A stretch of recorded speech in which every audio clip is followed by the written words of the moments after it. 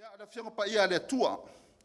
Mai le tusi Efeso i lona matau po 5 ono fai upo e ono e tau di sfuru malfa o le a o fai tauina.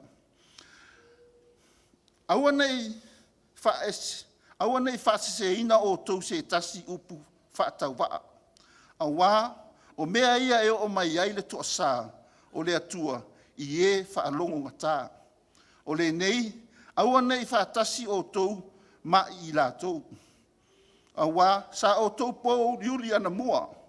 A o le nei ua o tou malama lama i le li. Ua sa vavali ia pei o e ua malama lama. Awa o fua o le malama lama.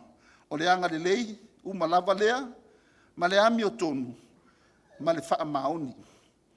Ia su e o tou pehisia se mea e fia i ai le li. Aua foi tau te a mio whaatasi ma ngā luenga le au ngā le pō riuli. Ai le lei ona o tau au mai ia mea i le malama lama. Awa o mea ua whaia wha lilo lilo e i lātou ua mata ngā lava o na tau tatala i ai. A o mea uma lava ua au mai i le malama lama ua wha lia o mea uma foi e wha lia o le malama lama lea.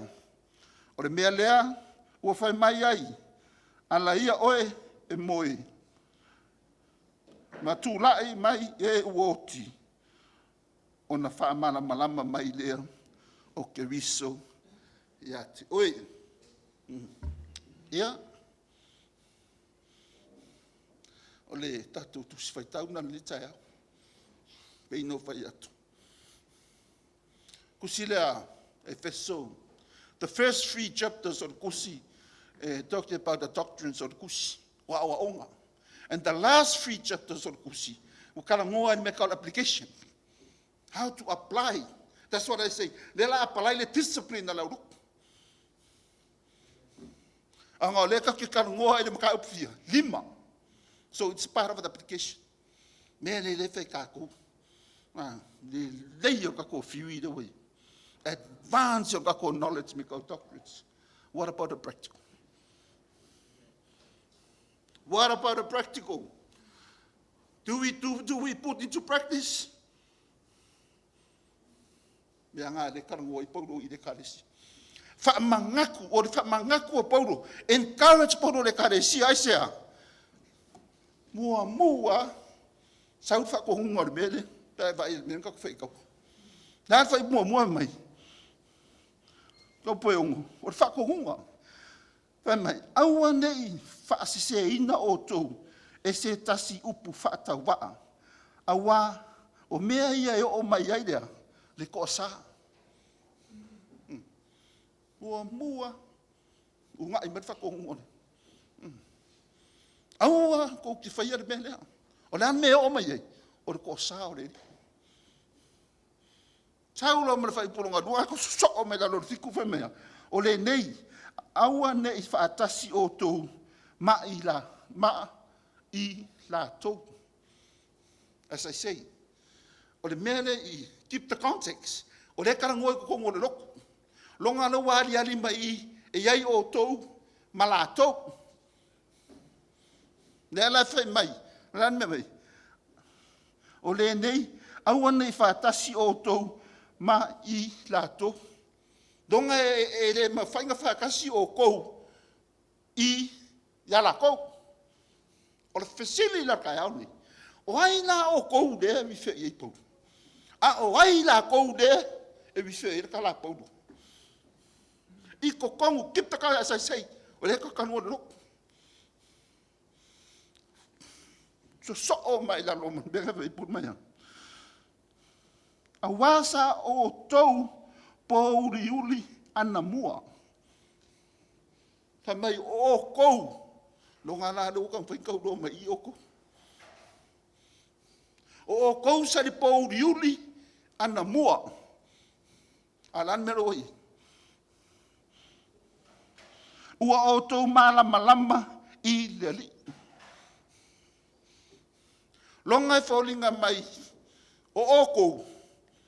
Le upu le kangaka i tano i paulo po le vanga o o kangaka sa le pauliuli a le ala o le mamalama i le ali longa i mamalama i le ali ele se mamalama funga le degree bolo wi uma le bachelor le amana mamalama i le ali anga follow mai kua fu mamalama le bele fe me paulo. So it's not talking about the light or something that he is talking about. Light le mai le li, o le malama mai le li. Ia le lau ka waka mai o tau le whaipo. Fōringa mai o le whanga o le ku. Fōringa mai o kaka ua lako ka liar kala le lei, whaolainga o ese mai pōriuni, ai i mamlam. Le i o lato. A leua.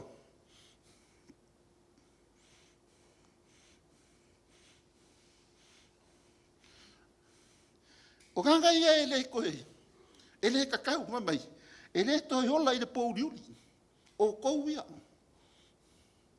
Anga o lewhai mai ua. O kou o ese mai.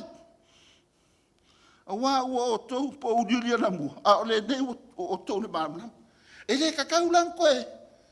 Ola o kou pōriuri. Wa kaunga ola o kou maramla. I lesi ke kunga inga. Ta kako kalangoa, ma whaala malama. E o kou le whamei pōru. Anga o le mere kaua i whamei. Aua nei whaatasi. Mai aua nei whaatasi o tou ma i la kou. Ia mangingo le o kou lea. Longa ele whaing whakasi a la kou fōringa mai. E ese kuia. O lea la kau ki kalangoa ia o kou kaimingi. Le upu lea o kou le whamei po. Le ua mau ki ngoa mai. Sai le pōuri uri anga mua. Le ua le mana. Lua. Ea. E le kakau koe o le pōuri uri kaka. Discipline the church. Stay in ngā le mana malam. E yenki si sianga o ruma koe o kua. Wa aku o le wharakanga. E renki sianga o laro rasi ma pausa pōriuri. Wa le mamlama ai koe sau koe whai mea le pōriuri. E risi krisi sianga o ngā mea. O le whamahalosi lea Paulo. A o inga ia Paulo. O la whai kong le loku lea. Le ngoa kia o Paulo le kong le whai pui pui. Ang kusia mai le kusi. Ai sea. Whamahalosi le Ekalesia. Wo o mai kaimi whinga kaa. Wa o mai kaimi wo mai fia o nga pepelo. Wa kele ma wa poskolo. Ne fiti fenti e Paulo kusina. Ya ka kikira ni kaimi ma wa poskolo we. Ya fa ngale GRCC le a poskolo ye kon kuspaia. Ah. La va ya poskolo ye ka ko wa o ngai. Ah. E Paulo le yo angele i. O ye ko fa hasi se poskolo la va ya poskolo. Anga o leanga kapa whai Paulo i le mela. Defend le mela a onga se se. Leanga mang malo aile. Tinga wa Paulo kukumu le Ekalesia. E ave ese. Awangi yo o mengi. Anga o kulanga le ele loku lea. O le ko kongo no fo anga e pisi ele mea. O i mo le sibi. O i pese wafu e whai whakaunga. Whakaunga mo meo. O discharge ai mo kako me whapenga. O le ala kele mau kaka isi esi lei. Le ala e milo e mara ua apostolo i e pepelo. Le ala ka ua o ele au au ngai kongu i le Ekalesia. E fesu. Koro.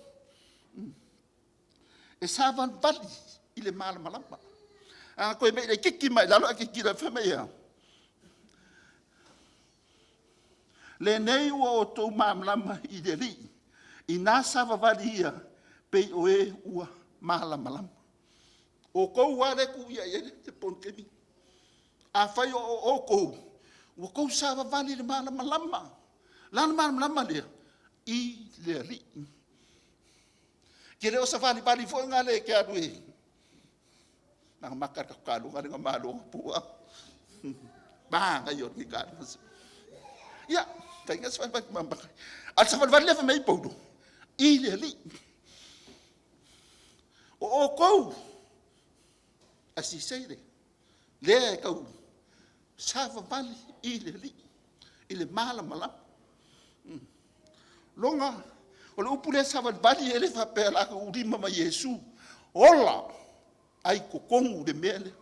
Live in Christ. Eke ola, eke whakaikai, I pei o le kuanga le upu mai. Be holy, I am holy. That's what Jesus said. E ke rei mawhainga lua wom le kua e pa ia le kua. E ke ka mawhaila ia e pa ia. Ka mga ia la lu whainga ua. Le upule sa wali bali. I le mana malam.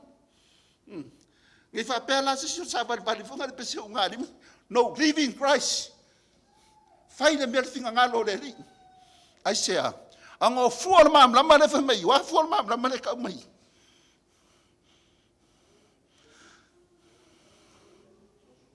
Ana le lei, ami o tonu, ma le wha mau. Koe de mga au mia se Bachelor of Science i mea. Peke Bachelor of Commerce I ka mai. No. Mai ia mea ngai ko. Kau wiwi mea ngai ko. A kokoa. Koa I loa le me kau mamlam. Loa le me kau le ri. Le wha maongi ngā sau inga. O le singa me siling kau. Mea ngai ringa wha le kongu ka ko practice, put into practice. Ang kau ke le wha maong. Ka penga I le. La unga le bayasong. O ingo ka milo le lang. Wa koe a mai mea kua I olo o lang. Ingo o I wahanga le. A mesera le wase mai po riuli.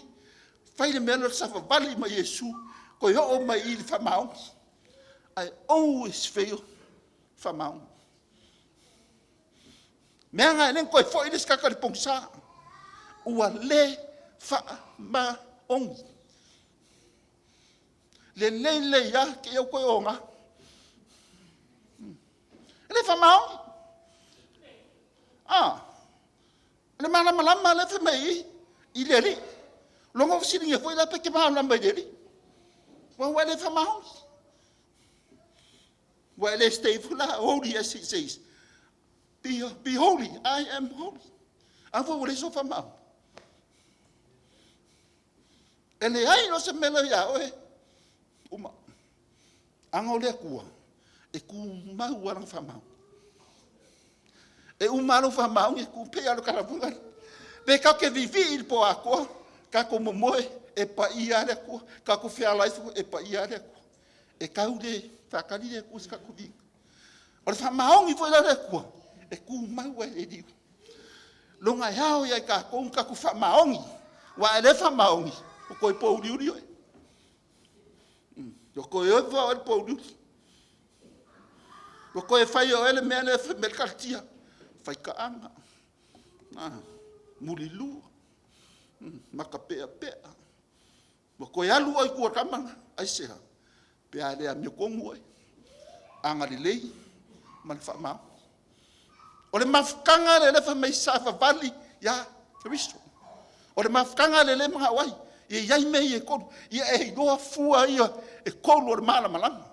It's referring to the fruit of the Spirit. Against the fruits of the evil. Le karango mei le kingo malanganga.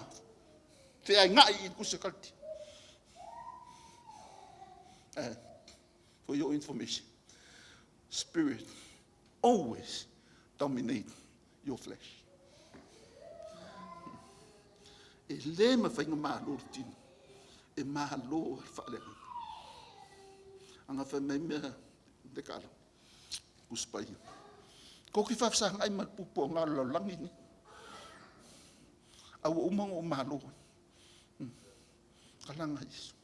So regardless how hard, how pain we're going to face with the struggles and things that are in this world. But remember, God is a victory of everything. Yeah. Sava valinga le mamla. I loa fua le mamla.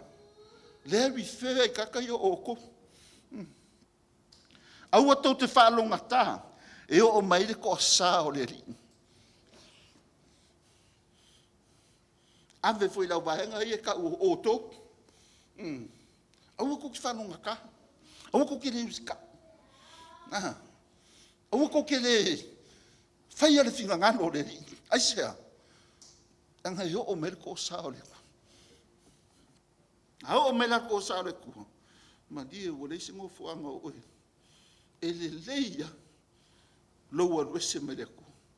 Ai le anga le ruese o le kua moi. Pe o mele ko sao le kua. E le leia loa ruese anga e lai lofu ma le kua. Ai a ruese lo le kua. E o whare kongu ai. Ma kua whare kongu ai. Keep the context or ka kolang mar kai hauni. O le Ekalesia le kanoi. Au atu te ngānu rue whaatasi ma e o le pō uri. That's a verse 11 e whamenga. Nā menga whamele verse 11. Au a fōi tau te a mio whaatasi. Ma ngā ruenga lea o ngā le pō uri. A whamai. A whamai le kosusonga me. Ai le lei ona o tou o kou lea. O kou lea ni whamkala kuange. Mai ai le lei ona o tou a mai ia mea i le malama. Longa e le kakau kou ngā luru e le pōriuri. A whaila i iskanga kou ngā luru e le pōriuri. I ko kongo le loki. A oe le mi whele o kou le kanua. Kango le me kakanga i mamla. Yangam ka upunga whai. That's what the Bible says. Longa o se encourage mo o kou ia kirisiango. E re ka kaunga luanga lurue i mea o le pōriuri ko kongo le loko. O oe e ke mainga kakare le pōriuri i lea le mana. Keep the context o le kongo le loko. You have to bring them to o le loko le kua. Whai ai sau i. E leo kako karango e whafua kuma le loko. E ki whankanga e laku whankaka le awala. Sole, o me le loko le ang. No. Ke whainga e whaia i ko kongo le loko. Because of what? Anga rea o hao kako. A o hao kako le upi. E whailanga e whai sau i. E le whikau i ngā mea. A wale whaia wha lilo kako mea. A mai le malama. Anga le wha me maasiasi e maka ngā. Lana upure i. Ko yon whai pisulua. Whai upisulua ngai ei. Mea ngai ake o kou. A whai o skrisiangu. E le kakaunga e ngā rue whaakasi. Ma e o le pōriuri. No way. Anga le whai men mai. Aua. Ne i whaatasi o tou. Ma i la tou. No way ke rua whai ngā rue ngai. Rua ngā rue whaakasi man mea lea. I la tou le whamei.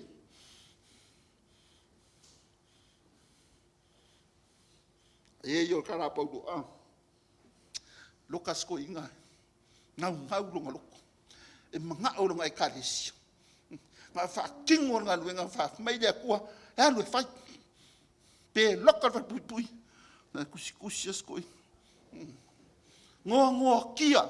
A mai le loko, a mai la longa o kaka ngoa kia, a vai mawhauwhaunga me mea ma o kaka. O le whaku mawinga o e lea kirisiango, aua ki koe alu le pongsa, aua ki koe alu le pōriuri, ai ku o le mahama. Ia mea nanga kara puskura.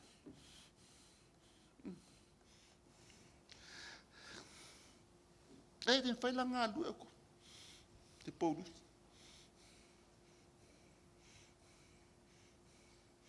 A o la kou la. I la kou. O la kou i arare. E o la kou le pōriuri. Ai longa ua o le maramara. Kaka lepo. Le whi i la. I la tou. E le fi safari fo le maramara. Me ngā le whi mai ai. A lua whi ngā luenga maraka le peke lua i mea ia. Kango e a mai i le maramara. Ai sea, anga e o la kaka ia lea i la kou, i la tou, i le mea lea, o le pōriuri. E fia ngā lurua i le pōriuri.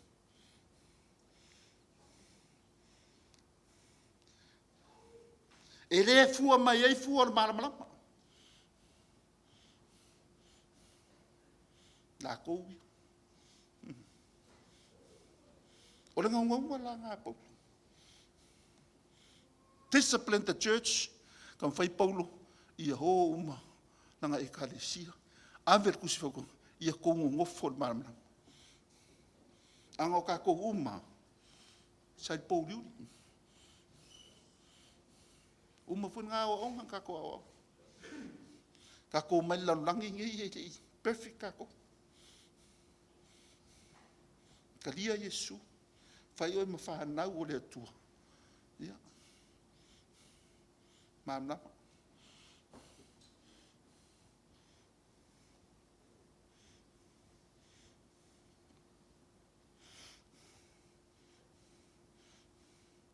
Ora Christian, e leto e ola il Paulo. John, chapter 1, verse 5. Ua pupula mai le mamla mai le Pauliuli. Ai le mawhai e le Pauliuli. O na manu mahaloa. O upu wha malosia. O isi ia. Scripture se mai. Wha malosiai. Lo wola i le mamla. E fiu ar Pauliuli. E pula. Ai le mawhai e le Pauliuli o na manu mahaloa. Ia tō. Lea ka mawhai. Lea lau a kākou loa I o tau malatou. Awa whako o lātou lau o kai ua kui o lan mele I laku. E o la kou li Pauliuki. E le fia sa vali I maramla. E fia ngā lurue I le Pauliuki. He le verse le sukasi. Pe o nganga fa makala mai I latou sukasi ma le sfurulua. Nan menga fa me sulua. A wa o mea ua fai fa lilo. E I latou. Ua mata ngā lava o na tautatala ia. Of course it is. O le mea ngā kupu kongoloku. E kupu kongoloku. A faa lilo ngā se mea. A koe mai lan mamna me karangohai. O le makangahai o le mea nga whaali lilo. Mea ngai le karianga I whaali lilo. A mai mea uma le malamalama. Aisia, o le malamalama. Expose ai mea le sao, le lei, a kokoa. Lalo rupura, wha maongi. A mio tonu, anga le lei. Anga fuanga le malamalama. Ele mawhai langa kau whai kākou. A king, the conscience of the church. O le whae loilo le ma mea o rongai. O mea o le kupu kongolo. Le wha mei po. Au le whae le mea le wha lilo. Always say to pastor I mele. Manga lue ai ua. Salo pe ua sufangi. Pastor, fiangi ko sango kangani. Tēnā. E ia kemi ke whai whai. Ke le fia le mea leo. O le whai o le maka au pungasi. Ngā o ngisi ai leo mai. A whai o se maka au pu. E ka kaunga iai umara uroku. O mai umara uroku. A whai se maka au punga ko inga. Ngā ko inga. Ai awar whai punga le mea. Whakura uroku e menga se whaenga na uroku pai. Longo ngā isi. Awar whai lilo ngar whai. A mai le mea o maamla me karu. E malama. A kako karangoa karar kupe, a mai luma le loko e karangoa ai. A ua wha fia, a ua wha lilo ngā mea. Sa ungi o hele ke kupe sa, a whai ua e whanganga. Ka ui leo loko e whanganga. Ia umana ngā mga. O le malama ngā. Mea ngā ka malama, straight to the point. Ola, discipline. E le whapeu whanganga. Fi whakakalila loko ala ua kamiso. A mai, le malama. A kaula o ele melea, o kou le whamei. A mai la kou I ko kongu le malama. Anga o mea o ko kongu le loku lau karangoa kuai. O mea ia o mai kākou. We all have the right for this. Ai kai kai ele whewea. Ka ke whaalongo uma. That's the last say o kākou. Kākou loku e. Sorry to say this, but isi ia mea ngon. Sa ule loku. Mai, excuse me, ka whakukala le. Ke ua ma ingis ko whaalohu. Mai le loku ngei. O le loku e pule isa vea mrunga awhinki. No. That's wrong. Ngā wao hao e whesolu spaia o le loku. O le pule o le meo loku. O le whaururunga o le Ekalesia o Yesu. O le whaururunga ngā le Ekalesia. A whai mailas kakao au le pule. No. Ke le pule. But this is what I'm going to tell you. From the last 10 years working for this church, I always ask the approval from the whaiwheau. E whai eise meo le lokuni. Ia kou loa o le mea ngai kongeri. Se i longa i alfa tau, kua whai ara mea. A ua whai mai, o le pule le loku. Sa vea manu ngā whiki. Lea ua whai. Because I have to say this. A vese. Anga wau, okay loa. O le pule le loku, o le vea ea loku. Yesu. O le system whalalangi. Le, kai kai e fesu. Kai kai o le tisi. Se suisi, o le au aunga le ku. Ea mai. Ia wao ka kod kala le.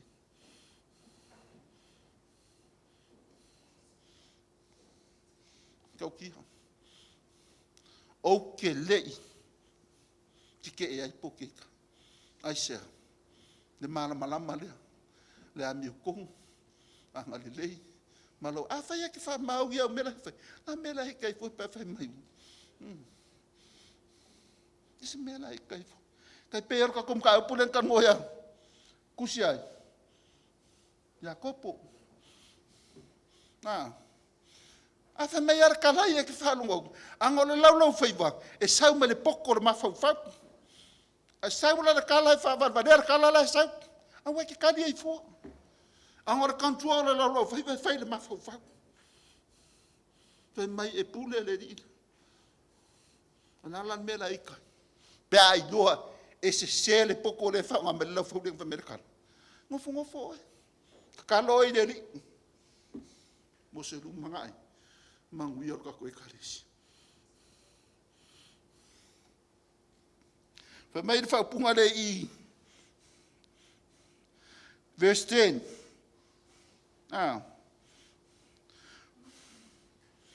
O ngā wa koe expand nei ngā le verse valu.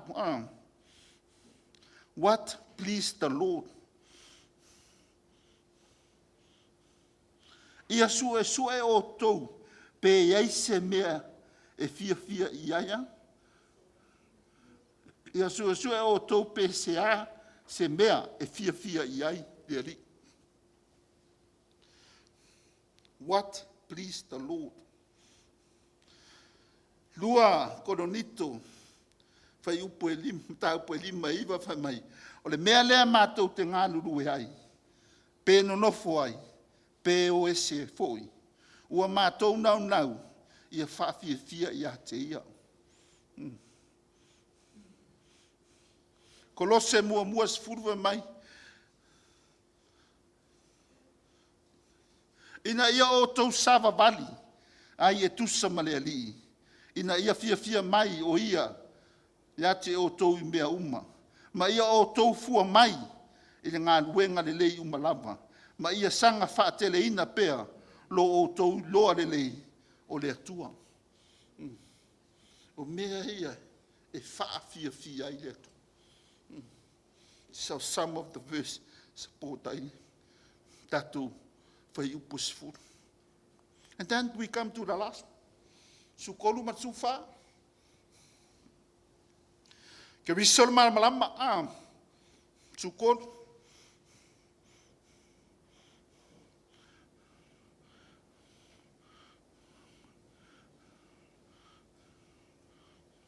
Mai ia. A o mea lava, ua mai le malamalama, ua whaalia, o mea foi, e whaalia o le malamalama lea. Yeah, it's a very straightforward.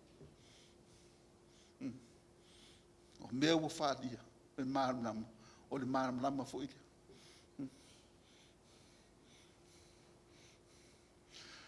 Sfurfa,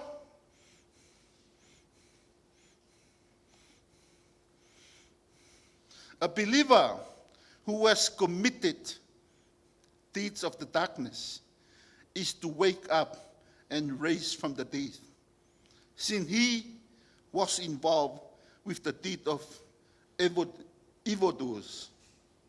Christ shine on him, speak of his approval, an indication that he is discerning and following what is pleased to the Lord. Yeah. Efeso 5:10. As you try to learn what is pleased to the Lord, that will help out you with the verse 14. Ia o le kaunga o le whamoemoe na. Pengo whaiako. Discipline the church. O le ngaunga hunga o polo. Ao, te Ekalesia.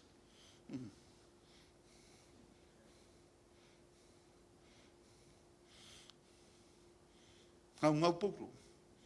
Ia maua le Ekalesia. Ia o langa. E au, o ngā ola ai le malamalama.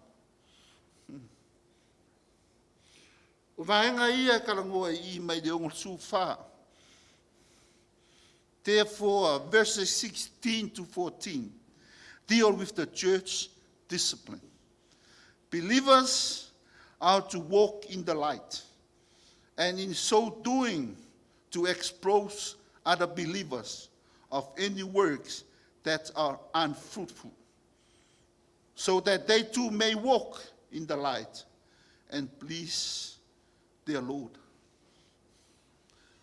That will conclude us for today. Mai leongo sufa, kalanga pole kusai, au suska ingo re Ekalesia. Aisia, ia sava vali ele malamalama, ma whailoa aku hisi Ekalesia. Ne ngā luenga, e fia ai le tua.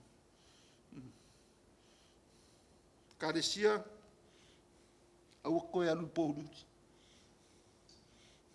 Ngo foi ngā malamalama. Ko increase nunga le level funga lo whamau. Level le anga le lei, ma le level le ameko. Ko foi yo nunga kamanga. Anga wo o mali whinga kao le ola. Au koe whingi me whali lo lilo. Mai nunga le Ekalesia ka karangoa. Mau wai le malamalama le karangoa mai.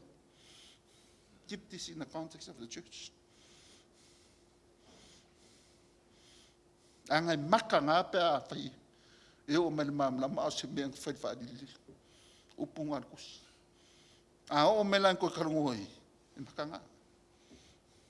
So si le fuo mua ele I o skulanga he. Discipline the church. O le mea le leka whai paulo. Ia mau ele kasi o le Ekalesia. E whai ngō fia ele ngā duenga. Ma au ngā kākore. Fesosoang ele skisia ngō ele skisia. Ia.